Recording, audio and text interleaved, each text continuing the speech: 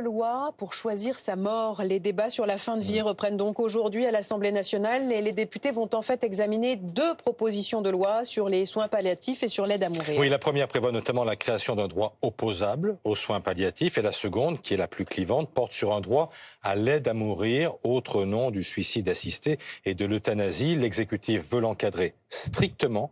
La question, évidemment, des critères ouvrant l'accès à ce nouveau droit sera particulièrement débattue. Caroline Dieudonné, Blandine Dalena. Christophe est atteint de la maladie de Charcot depuis 6 ans. Il n'a plus aucune autonomie aujourd'hui. Mais malgré tout, je continue à vivre. J'ai la chance d'être bien entouré.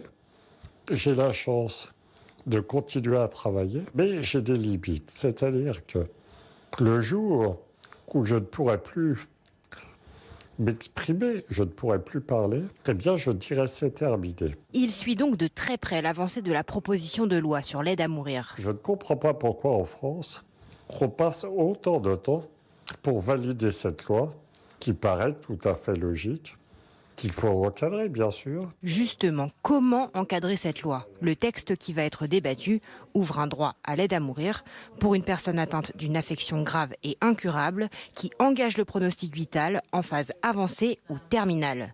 Mais ces derniers critères sont impossibles à juger selon la Haute Autorité de Santé.